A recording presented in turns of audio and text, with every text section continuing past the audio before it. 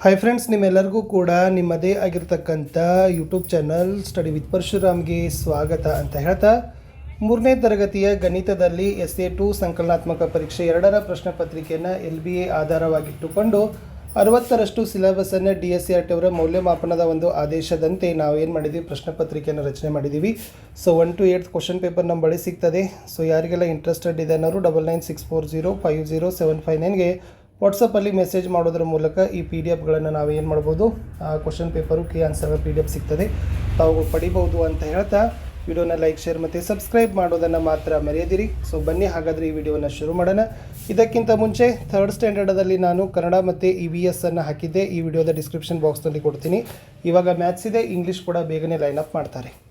ಜ್ಞಾನಕ್ಕೆ 20 ಅಂಕ, ತಿಳುವಳಿಕೆಗೆ 14 ಅಂಕ, ಅನ್ವಯಕ್ಕೆ 4, ಕೌಶಲ್ಯಕ್ಕೆ 2, ಒಟ್ಟಾರೆ 20 ಅಂಕ.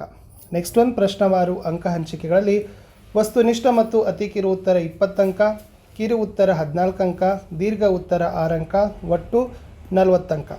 ಓಕೆ, ನೆಕ್ಸ್ಟ್ ಕಠಿಣತೆ ಮಟ್ಟ ಆಧರಿಸಿ ಅಂಕ ಹಂಚಿಕೆಗಳಲ್ಲಿ ಸುಲಭ 20 ಅಂಕ, ಸಾಧಾರಣ 14 ಅಂಕ, ಕಠಿಣ 6 ಅಂಕ, ಒಟ್ಟು 40 ಅಂಕ. ಪಾಠಗಳು ಇಷ್ಟಿದ್ದಾವೆ. ರಕ್ಷಾಬಂಧನ ಪಾಠದಿಂದ 5 ಪ್ರಶ್ನೆ 6 ಅಂಕ, ನ್ಯಾಯೋಚಿತ ಪಾಲು 5 ಪ್ರಶ್ನೆ 6 ಅಂಕ, 100ರ ಮನೆ 2 7 ಪ್ರಶ್ನೆ 7 ಅಂಕ, ತರಗತಿ ಪಾರ್ಟಿಯಲ್ಲಿ ಮೋಜು 4 ಪ್ರಶ್ನೆ 5 ಅಂಕ, ಭರ್ತಿ ಮಾಡೋದು ಮತ್ತು ಎತ್ತೋದು 1 ಪ್ರಶ್ನೆ 2 ಅಂಕ.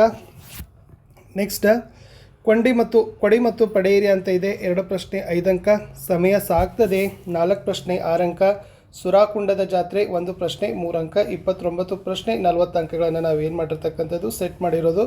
ಸೊ ಡೈರೆಕ್ಟ್ ಆಗಿರ್ತಕ್ಕಂಥದ್ದು ಕೀ ಆನ್ಸರ್ ಪೇಜ್ಗೆ ಕರ್ಕೊಂಡು ಬರ್ತೀನಿ. ಎಸ್, ಇದಿತ್ತು 3ನೇ ತರಗತಿಯ ದ್ವಿತೀಯ ಸಂಕಲನಾತ್ಮಕ ಪರೀಕ್ಷೆ SA2 ಮಾರ್ಚ್ 2026 ಮಾದರಿ ಉತ್ತರಗಳ ಒಂದು ಪ್ರತಿ. ಫಸ್ಟ್ ಒನ್, ಕೆಳಗಿನ ಪ್ರಶ್ನೆಗಳಿಗೆ ಪರಿಹಾರವನ್ನು ಕೊಡಬೇಕು. 4 ಪ್ರಶ್ನೆ, ಪ್ರತಿ ಸರಿಯಾದ ಉತ್ತರಕ್ಕೆ 1 ಅಂಕ, 4 ಪ್ರಶ್ನೆ 4 ಅಂಕ.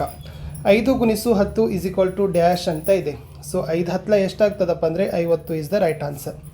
ಪ್ರಶ್ನೆ 2, 16/4 ಅಂತ ಇದೆ. ಸೊ 4ಅನ್ನು 16ರಿಂದ ಭಾಗಿಸಿ 4 4 16 ಆಗ್ತದೆ, 4 ಅನ್ನೋದು ಉತ್ತರ. ಪ್ರಶ್ನೆ 3, 20 × 5 ಅಂತ ಇದೆ. ಸೊ 20ಅನ್ನು 5ರಿಂದ ಗುಣಿಸಿದಾಗ ಬರ್ತಕ್ಕಂಥ ಉತ್ತರ 100.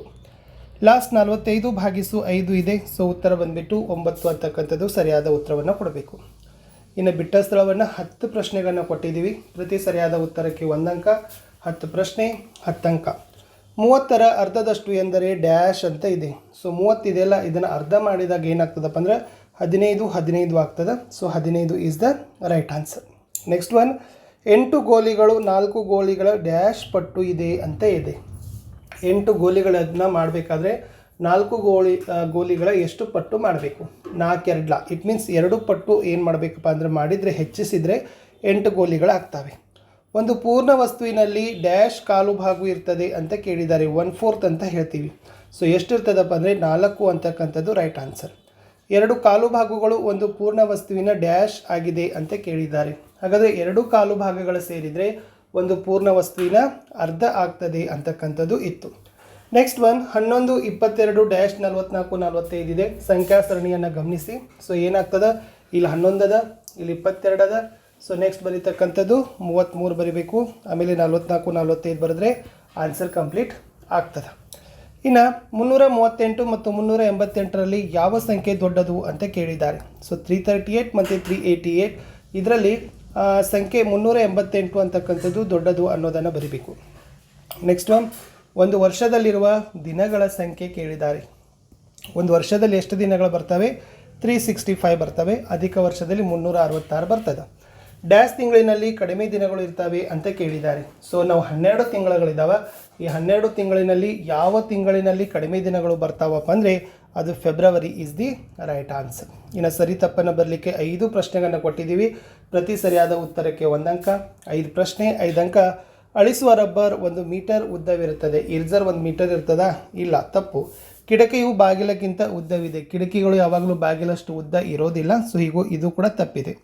1 ಮೀಟರ್ನಲ್ಲಿ 2 ಭಾಗಗಳನ್ನು ಹೊಂದಿದೆ. ಸೊ ಇದು ಎಕ್ಸಾಕ್ಟ್ಲಿ ರೈಟ್ ಆನ್ಸರ್ ಇತ್ತು.